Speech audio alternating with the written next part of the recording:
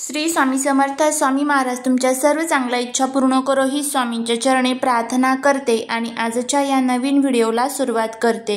दरवर्षी शारदीय नवरात्र मोठ्या थाटामाटात साजरी केली जाते। दुर्गा देवीचे भक्त संपूर्ण 9 दिवस उपवास करतात, आईच्या 9 रूपांची पूजा करतात आणि 10व्या दिवशी विजयादशमी साजरी केली जाते। पण या वर्षी म्हणजेच 2025 ची शारदीय नवरात्र काही खास असणार आहे। यावेळी नवरात्र फक्त 9 दिवस चालणार नाही तर पूर्ण 10 दिवस चालेल। हा एक दुर्मिळ योगायोग आहे, तो खूप शुभ मानला जात आहे। यावर्षी शारदीय नवरात्र 22 सप्टेंबर 2025 पासून सुरू होईल आणि 2 ऑक्टोबर 2025 रोजी दुर्गा विसर्जन आणि विजयादशमीने संपेल। यावेळी तृतीया तिथी 2 दिवस चालेल, जे या 10 दिवसाच्या नवरात्रीचे मुख्य कारण आहे। ही तारीख 24 आणि 25 सप्टेंबर या 2 दिवशी असणार आहे। यावेळी महानवमी 1 ऑक्टोबर 2025 रोजी येणार आहे। या दिवशी दुर्गेचे शेवटचे रूप माँ सिद्धदात्री यांची पूजा केली जाते। यासोबतच कन्यापूजन, भंडारा आणि हवन यासारखे विधी केल्या जातात। शास्त्रांमध्ये तिथी वाढणे खूप शुभ मानले जाते, तर तिथी कमी होणे एक अशुभ लक्षण दर्शवते। यावेळी नवरात्रीत तृतीया तिथीची वाढ होणे हे एक खूप शुभ संकेत मानला जात आहे। याचा अर्थ असा आहे की येणारा काळ हा खूप शुभ असेल आणि देश आणि जगासाठी समृद्धी घेऊन येईल। यामुळे लोकांच्या जीवनात आनंद, समृद्धी आणि सकारात्मकता येईल। नवरात्रीमध्ये माता राणीची सवारी देखील खूप महत्त्वाची असते। माता दुर्गेची सवारी तिचे आगमन आणि प्रस्थानाच्या दिवसांनुसार निश्चित केली जाते। यावेळी माता दुर्गा हत्तीवर स्वार होऊन येत आहे, जे शुभ मानले जाते। हत्ती हा ज्ञान, समृद्धी आणि शांती चे प्रतीक आहे। हत्तीवर मातेचे आगमन समाजात सुख, समृद्धी आणि ज्ञानाची वाढ दर्शवत असते। या 10 दिवसांच्या नवरात्रीत भक्तांना माँ दुर्गेची पूजा आणि प्रार्थना करण्यासाठी अतिरिक्त वेळ मिळेल। यामुळे त्यांना त्यांची भक्ती आणि आणखी दृढ करण्याची संधी मिळेल। माँ दुर्गेच्या प्रत्येक रूपाची पूजा करण्यासोबतच भाविकांना 10व्या दिवशी आईचे आशीर्वाद मिळू शकतील। त्याचबरोबर या नवरात्रीमध्ये आपल्याला विशेष काही महत्त्वाच्या नियमांचं पालन करायचं असतं। नवरात्र संपेपर्यंत घरातून या 3 वस्तू चुकूनही आपल्याला कोणालाच द्यायच्या नाहीये। या वस्तू जर आपण कोणाला दिल्या तर लक्ष्मी साथ सोडून जाईल, देवीचा आशीर्वाद हा कोपामध्ये बदलेल, घरामध्ये संकटे, दुःख, दारिद्र्य, दोष, अडचणी ज्या आहेत तर त्या सुरू होतील। याबद्दलची संपूर्ण माहिती आज या व्हिडिओमध्ये मी तुमच्या सोबत शेअर करणार आहे, त्यामुळे तुम्ही हा व्हिडिओ स्किप न करता शेवटपर्यंत नक्की पहा। चॅनलवरती जर तुम्ही नवीन असाल तर चॅनलला सबस्क्राइब करा आणि असेच माहितीपूर्ण नवनवीन व्हिडिओ पाहण्यासाठी बेल आयकॉनलाही प्रेस करा, म्हणजे जेव्हा कधी मी नवीन व्हिडिओ अपलोड करेल त्याचं नोटिफिकेशन सर्वात अगोदर तुम्हाला भेटेल आणि तुम्ही एक पण व्हिडिओ मिस करणार नाही। त्याचबरोबर कमेंटमध्ये श्री स्वामी समर्थ लिहायला अजिबात विसरू नका, जेणेकरून स्वामींची तुमच्या कुटुंबावरती, मुलांवरती अगदी भरभरून कृपा होईल। अश्विन शुक्ल प्रतिपदेपासून नवमी तिथीपर्यंत नवरात्री व्रत असते। काही लोक या काळात उपवास करतात, काही जण एकभुक्त राहून शक्ती उपासना करतात, काही दुर्गा सप्तशतीचा पाठ करत असतात। हा पाठ संयम ठेवून करणे आवश्यक असते, म्हणून नियमांचे पालन करून भगवती दुर्गेची आराधना किंवा पाठ केले पाहिजेत। नवरात्रीमध्ये व्रताचे अनुष्ठान करणारे जेवढे संयमाने, नियमाने आणि अंतर्बाह्य शुद्ध राहतील तेवढ्या प्रमाणात त्यांना सफलता, यश आणि संयम हा मिळत असतो। नवरात्रीचा सण स्वच्छता आणि पवित्रतेचे प्रतीक मानले जाते। नवरात्रीच्या उपवासात नियमांचे आणि संयमांचे पालन करणे अत्यंत महत्त्वाचे मानले जाते। शास्त्रात नवरात्रीच्या उपवासासाठी काही नियम सांगितले गेले आहेत। शारदीय नवरात्रीमध्ये संयमाने उपवास करावा, ब्रह्मचर्य पाळावे, खोटे बोलू नका आणि स्त्री महिलांचा अपमान टाळा। सात्विक आहार घ्या, जसे की फळे, दूध आणि शक्यतो पराण्याचे सेवन टाळा।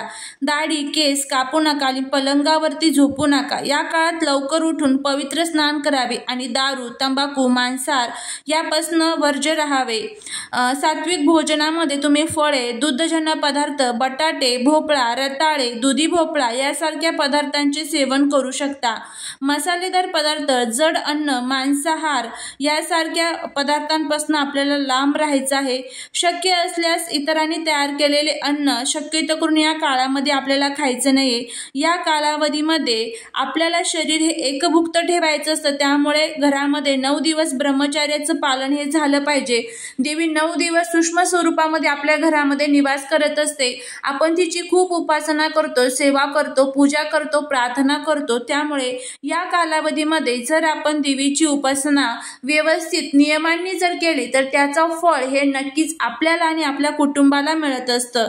त्यामुळे या कालावधीमध्ये घरामध्ये ब्रह्मचर्याचं पालन हा नियम प्रामुख्याने पाळायचा असतो। त्याचबरोबर शक्य असल्यास आपल्याला दिवसाची सुरुवात लवकर उठून करायची असते। त्यानंतर आपल्याला देवीची पूजन करून घ्यायचं असतं। रोज घरामध्ये तुम्ही शक्य असेल तर दुर्गा स्तोत्र, महालक्ष्मी अष्टकम, कनकधारा स्तोत्र यासारख्या स्तोत्रांचं पठण करावं किंवा त्याचबरोबर दुर्गा सप्तशती ग्रंथाचं सुद्धा तुम्ही पठण करू शकता। देवीच्या उपासनेत संयम आणि भक्तिभाव वाढवण्याचा प्रयत्न करायचा असतो। यासारख्या छोट्या छोट्या नियमांचं पालन हे आपल्याला नवरात्रीच्या या 9 दिवसांमध्ये करायचं नवरात्रीचे अनेक लोक उपवास करतात। हे 9 दिवस सर्वात पवित्र मानले जातात। नवरात्री देवीला प्रसन्न करण्यासाठी विविध नैवेद्य अर्पण केले जातात। तसेच मातेला लाल रंग प्रिय आहे, यामुळे लाल रंग, लाल ओढणी यासारख्या गोष्टी अर्पण करणे शुभ मानले जाते। आता कोणती कामं आपल्याला करायची नाही तर नवरात्रीत 9 दिवस अखंड दिवा लावावा, पण दिवा लावताना काही नियमांचे पालन करावे। दिवा लावताना विझू देऊ नका, तसेच दिव्यात मोठी वाट ठेवावी जी 9 दिवस राहील। नवरात्रीत संध्याकाळी घर बंद ठेवू नका, कारण त्यावेळी माता घरात येते। नवरात्रीच्या 9 दिवसात चुकूनही मांसाहार करू नका। या काळामध्ये कोणाशी वादविवाद, अपशब्द बोलू नका। पूजा करताना नियमांचे पालन करा। नवरात्रीच्या काळात आपल्याला देवीची मनोभावे पूजा करायची असते। तर ह्या सोप्या सोप्या गोष्टी ज्या आहेत तर त्या आपल्याला या नवरात्रीच्या 9 दिवसांमध्ये पाळायच्या आहेत। त्याचबरोबर नवरात्रीचे 9 रंग कोणते असणार आहे त्याची आपण माहिती घेऊया।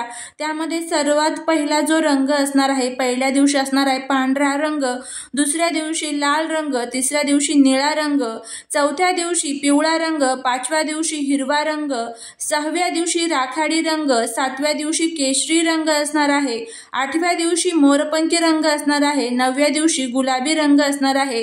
तर या रंगाच्या साड्या किंवा कपडे तुम्ही त्या दिवशी परिधान करायचे आहे। यामुळे देवीचा विशिष्ट आशीर्वाद आणि विशिष्ट कृपा ही भक्तांवरती होत असते। हे रंग देवीला अतिशय प्रिय असतात। ज्या त्या दिवशी ज्या त्या रंगाची साडी जर आपण घातली तर त्या देवीची कृपा आपल्यावरती होत असते। नवरात्रीच्या या 9 दिवसांमध्ये देवीच्या 9 रूपांची पूजा केली जाते, त्यामुळे विशिष्ट 9 नैवेद्य सुद्धा अर्पण केले जातात, त्याची आपल्याला काळजी घ्यायची असते। आता त्यानंतर आपण बघूया की नवरात्रीमध्ये आपल्याला अशा कोणत्या वस्तू असतात ज्या चुकूनही आपल्याला आपल्या घरातून कोणालाच द्यायच्या नसतात। कारण बघा 9 दिवस देवी ही सूक्ष्म स्वरूपामध्ये आपल्या सोबत असते आणि अखंड आपल्या घरामध्ये सुख, समृद्धी, शांती नांदावी यासाठी आपण देवीकडे प्रार्थना करत असतो। आणि जर ह्या चुका आपल्याकडनं झाल्या तर त्याचे कोणतेही फायदे आपल्याला होत नाही, उलट त्याचे दुष्परिणाम आपल्याला भोगावे लागतात। आणि आपण म्हणतो की मी खूप कष्ट करते, सेवा केली देवीची, तरी मला देवीने माझं फळ जे आहे तर ते दिलं नाही। कारण ह्या ज्या छोट्या छोट्या चुका असतात या चुकांमुळेच आपल्याला केलेल्या पूजेचं किंवा सेवेचं जे फळ आहे तर ते मिळत नाही। नवरात्रीच्या पवित्र दिवसात घरातील शुभ शकुन टिकून राहावा म्हणून काही वस्तू घरातून बाहेर देणे अशुभ मानले जाते। या दिवसात अग्नीशी संबंधित वस्तू जसे की तेल, तूप, माचीस, दीपक वगैरे आपल्याला चुकूनही कोणाला द्यायच्या नसतात। ही पहिली वस्तू झाली, कारण यामुळे घरातील लक्ष्मीचे स्थैर्य कमी होते असं मानलं जातं। त्याचप्रमाणे पुढचं म्हणजे मीठ, अन्नधान्य, दूध, दही यासारख्या वस्तूही घरातून चुकूनही कोणाला देऊ नये, ह्या दुसऱ्या वस्तू झाल्या। यामुळे घरातील सुख, समृद्धी आणि आरोग्यावरती परिणाम होतो अशी श्रद्धा आहे। नवरात्रीमध्ये देवीची उपासना करण्याची वेळ असल्याने या काळात शक्यतो कोणतेही पवित्र किंवा पूजेसाठी वापरले जाणारे वस्तू बाहेर देणे टाळावे, कारण याने घरातील सकारात्मक ऊर्जा कमी होऊ शकते असं देखील मानलं जातं। त्यामुळे आपल्याला नवरात्रीच्या या 9 दिवसांमध्ये देवीच्या संबंधित, पूजेच्या संबंधित ज्या काही वस्तू आहे तर त्या चुकूनही आपल्याला कोणालाच द्यायच्या नसतात। नवरात्रीमध्ये घरातून कोणत्याही धार्मिक वस्तू किंवा अन्नधान्य घराबाहेर देऊ नये, कारण या काळात घरात देवीचा वास असतो आणि अशा वस्तू बाहेर दिल्याने देवीचा आशीर्वाद आणि समृद्धी बाहेर जाते। काही लोक घरातून जुन्या किंवा अशुद्ध वस्तू, खराब झालेले इलेक्ट्रॉनिक सामान, जुने कपडे काढून टाकण्यासही प्राधान्य देतात, जेणेकरून घरात सकारात्मक ऊर्जा राहील। पण नवरात्रीच्या या 9 दिवसांमध्ये देवी ही कोणत्या रूपामध्ये आपल्या घरामध्ये निवास करेल हे सांगता येत नाही, त्यामुळे चुकूनही या कालावधीमध्ये कोणतीच वस्तू आपल्या घरातून बाहेर जाणार नाही याची आपल्याला काळजी घ्यायची असते। काही लोक आपल्याला पैशांची मागणी करत असतात, मग हे पैसे उसने असेल किंवा उधार असेल किंवा मग कोणाला कर्ज द्यायचं असेल तर चुकूनही पैशांचे व्यवहार या नवरात्रीच्या 9 दिवसांमध्ये आपल्याला टाळायचे असतात। त्याचबरोबर या कालावधीमध्ये तिळाचं तेल जे आहे तर ते प्रामुख्याने आपल्या घरातून कोणालाच दिला जात नाही, कारण असं म्हणतात की तिळाच्या तेलामध्ये साक्षात देवी लक्ष्मी निवास करत असते, त्यामुळे तिळाचं तेल सुद्धा आपल्याला चुकूनही कोणालाच द्यायचं नाही। त्यानंतर पुढची जी गोष्ट आहे ते म्हणजे झाडू। झाडू हा आपल्या घरामध्ये साक्षात देवी लक्ष्मीच्या स्वरूपात असतो, त्यामुळे झाडू देणं सुद्धा आपल्याला या कालावधीमध्ये टाळायचं आहे, कारण बघा झाडू हा आपल्या घरामध्ये आपण लक्ष्मी पूजनाच्या वेळेस पूजत असतो आणि जुना झाडू आपण घरातून जर ह्या नवरात्रीच्या कालावधीमध्ये बाहेर काढला तर त्याचे सुद्धा आपल्याला दोष जे आहेत तर ते लागत असतात। त्यामुळे नवरात्रीमध्ये तुम्ही नवीन झाडूची खरेदी करू शकता, पण जुना झाडू हा चुकूनही घराच्या बाहेर काढू नका। या साध्या साध्या गोष्टींचं पालन जे आहे तर ते आपल्याला या नवरात्रीच्या 9 दिवसांमध्ये करायचं आहे, तरच आपल्याला त्याचं जे संपूर्ण फळ आहे तर ते मिळेल, देवी आपल्यावरती प्रसन्न होईल। तर या चुका टाळा, नक्कीच तुम्हाला त्याचा फायदा होईल। झालेली सेवा ही महाराजांच्या चरणी रुजू करते। व्हिडिओ जर आवडला असेल तर लाईक, शेअर आणि सबस्क्राईब करायला विसरू नका। भेटूया पुढच्या एका छानशा नवीन व्हिडिओत एका नवीन माहिती सोबत। श्री स्वामी समर्थ।